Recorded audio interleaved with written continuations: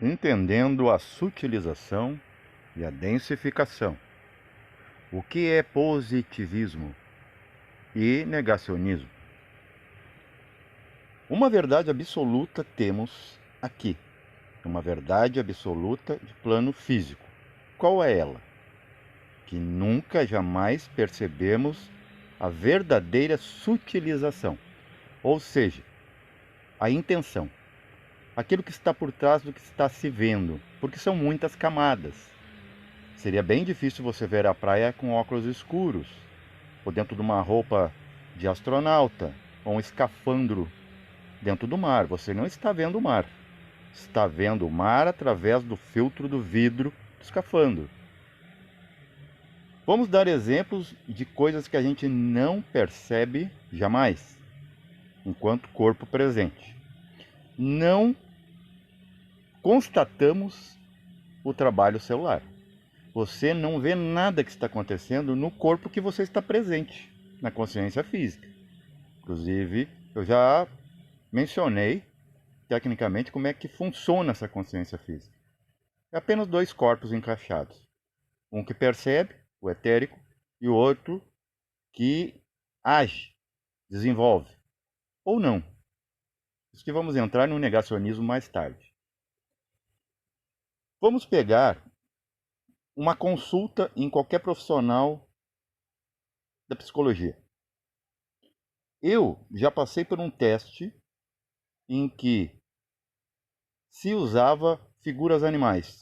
4, especificamente. Um lobo, uma águia, um golfinho e um tubarão.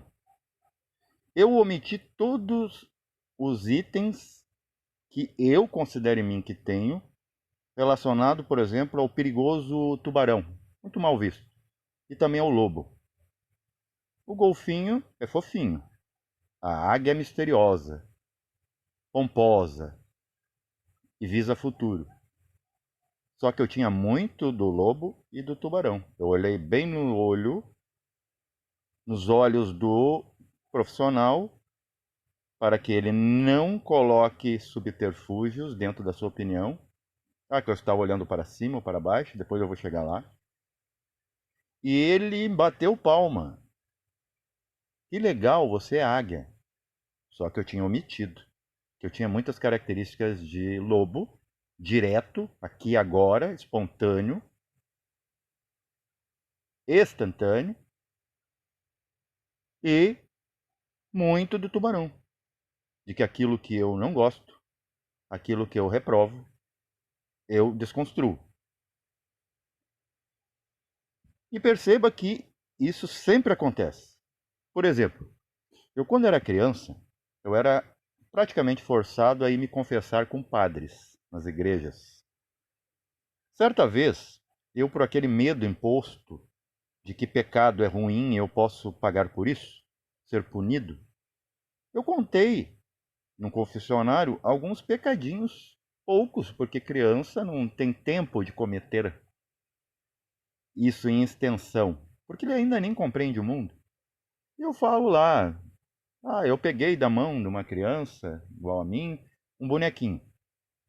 E comecei a eu brincar, eu a irritei.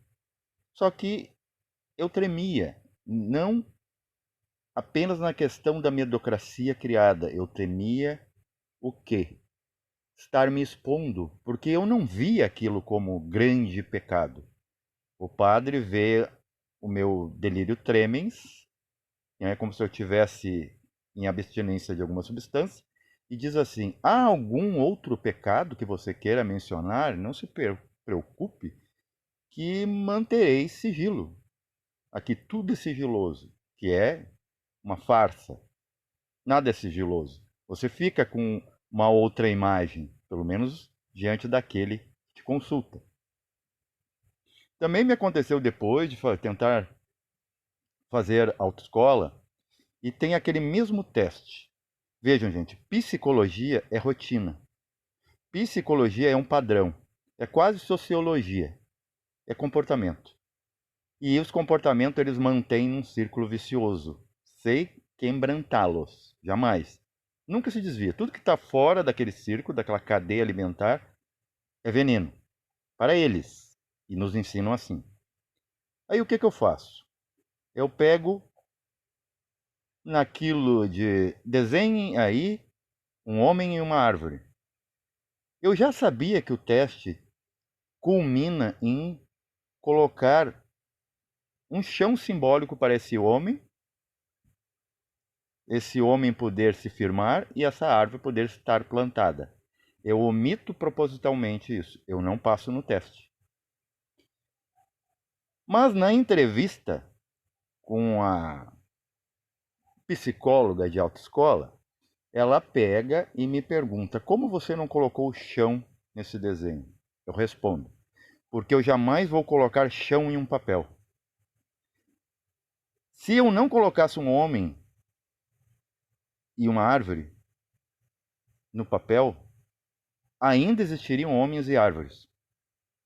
Não quer dizer que eles não existem porque eu não coloquei lá. E não vai fazer diferença num papel 2D o chão. Mas é lógico que se o teste fosse, percebam, in loco, se fosse na terra, me colocarem lá na rua, eu apontaria chão, árvore, eu, homem atrás da árvore. É concreto, é algo que pode ser tocado. No papel, não. No papel, você jamais, veja como esses testes são de serviço. No papel, jamais uma árvore vai ser desenhada como uma árvore e ela vai estar ali no papel. Nunca vai ter aquele homem atrás daquela árvore. E é irrelevante se tem chão ou não, porque ali não se trata de um local, e sim um objeto. Já fiz vários tipos de testes. Por exemplo, uma vez eu estava pensando em uma música e batia com meus dedos, vejam, numa entrevista de emprego. O psicólogo disse que eu tinha toque. Psicólogo de RH, vejam, ele não é nem aquele profissional que te cobra, vamos dizer, arduamente uma consulta real. Aquilo não era uma consulta, eu não tinha contratado essas pessoas. E essas pessoas, sem ser contratadas, elas já lhe definem. São como vizinhas fofoqueiras nos muros da vida. Elas vão te detratando ou retratando, porque muitas vezes eles detratam. Eles colocam defeito onde não tem. É o exemplo dessa foto. Agora, para aqueles positivistas, o que é o positivismo?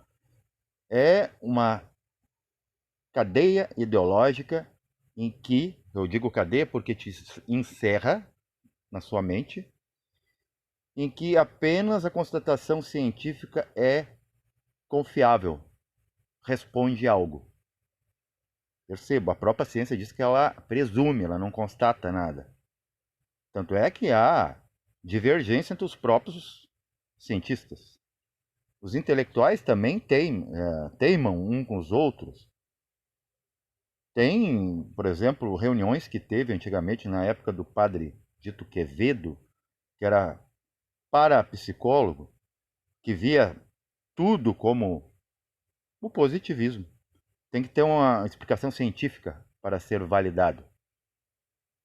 E junto com outros, o ator Henri Cristo, um filósofo, um outro psicólogo, outro cientista acadêmico, e deu guerra.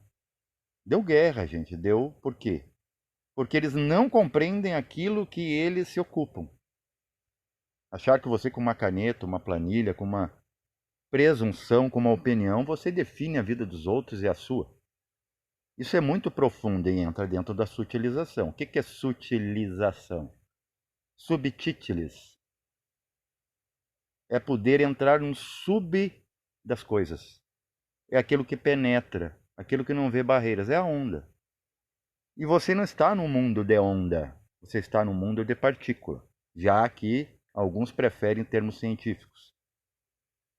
Então aqui o que acontece?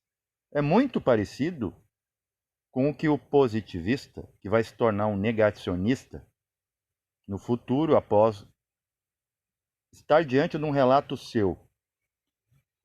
Por exemplo, uma experiência de alma.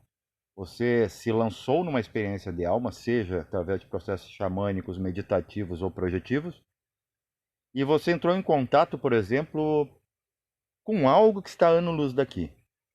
Agora olhem para essa foto. Essa foto, ela está mostrando a mecânica do quê? Da quinta dimensão, na própria terceira. Como? À frente, ou melhor, atrás do fotógrafo está esse coqueiro. Ele coloca um espelho e introjeta numa paisagem que está à sua frente. Então agora a frente e o verso estão juntos.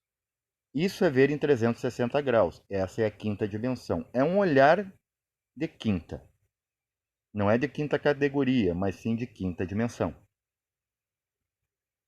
Nos processos anímicos, nas vidências, acontece de seres com mais inteligência que já estão definitivamente lá naqueles planos, por segurança não corpórea, que ali não se morre mais, ali não se tem perigos contra a vida de um veículo.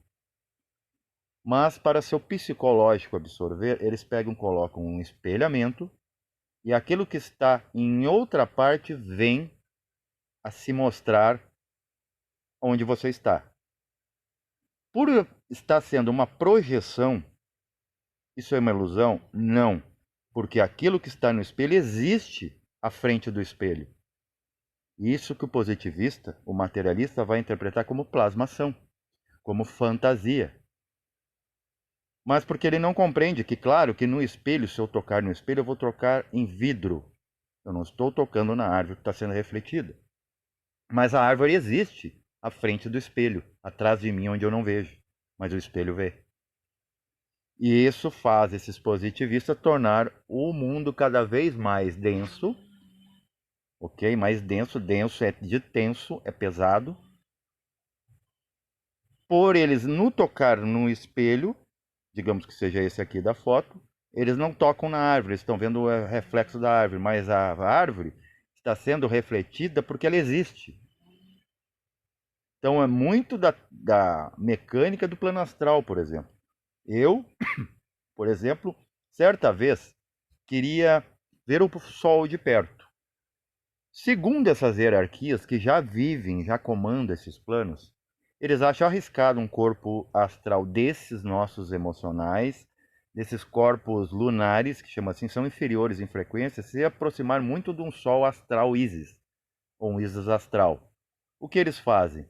Eles plasmam uma tela e trazem o Sol real até a tela e eu vejo. Eu percebo que eu não estou diante do Sol presente, mas estou entre o Sol refletido, que é o mesmo. É a mesma coisa, quando você está vendo pela TV um filme, os lugares existem, só que eles são registrados. Eu não vou tocar e nem pisar no lugar vendo TV. Esse é o risco de quem se identifica com essas coisas, com essas projeções. Mas eu também não posso criar um fanatismo, criar um bloqueio, um negacionismo de que aqueles lugares não existem. Está acontecendo a guerra lá, só não estou envolvido nela. Só essa é a fantasia, e não que as coisas não existem porque estão sendo projetadas. Porque se estão sendo projetadas, elas têm massa, elas têm consistência para aparecer numa projeção, senão nada apareceria. Então agora você pode entender, quando alguém te falar, isso é fantasia, isso não é. Esse é o negacionista, porque ele não está entendendo a mensagem, ele não está entendendo a mecânica, ele está entendendo o comportamento, de como está sendo apresentado. É assim que ele se confunde com pessoas, com políticos, com amigos, com pseudoprofissionais que vêm te contar historinha. Por exemplo, eu já vi psicólogo que receitou para um dos meus filhos, o mais velho, medicamento para convulsão, e ele não é convulso, mas porque precisava dormir, estava com insônia. Já aconteceu N coisas dentro desses serviços, por isso que eu digo, eu contesto diante de vocês. Religião religa, psicologia conhece a alma, eles nunca falham. Constelação familiar realmente traz a resposta do porquê que a minha vida é assim através da ancestralidade. E o que acontece nas minhas mortes sequentes? Onde é que eu estava? Onde é que eu estava antes para ter registro hoje? Eles tiraram isso porque acham inteligente, acham mais, vamos dizer, moderno, progressivo, a gente colocar essas coisas, diminuir a intensidade e explicar pela metade. Então, para você entender que sutilização não é você pegar o seu corpo físico e torná-lo sutil para entrar numa agartha ou num paraíso terrestre da vida. Tem uma escola moderníssima ensinando isso. É a mesma coisa como você ensinar alguém a se atirar numa montanha destemidamente, gaguejar, sem ter, né, asa, sem ter um paraquedas, sem ter nada, nenhuma corda para se segurar. Daí o perigoso é os nossos trabalhos, os nossos da metafísica. Por quê? Porque são incompreendidos. Então, por que que eu vou ir com o meu corpo, que sim vai se utilizar o dia que eu morrer? Aí o meu corpo não vai a lugar nenhum, eu vou. Ele vai ficar na natureza. Mas por que que eu vou me atirar de asa delta se eu tenho um avião? Por que que eu não vou na segurança do avião comparado a muito mais segurança do que uma asa delta, que pode ser levada pelos ventos sem consistência, errante por aí? Então, gente, perceba quanta falácia tem dentro quando você vai ouvir falar de sutilização, densificação, quando você vai falar de ciência e quando você vai falar de negação, ceticismo. Tem muita coisa assim que, se não existisse, não faria falta. Porque essas coisas nem estão sequer projetando. Tudo que a gente pensa em corpo físico nem sequer está projetando a verdade universal. Paz e verencial.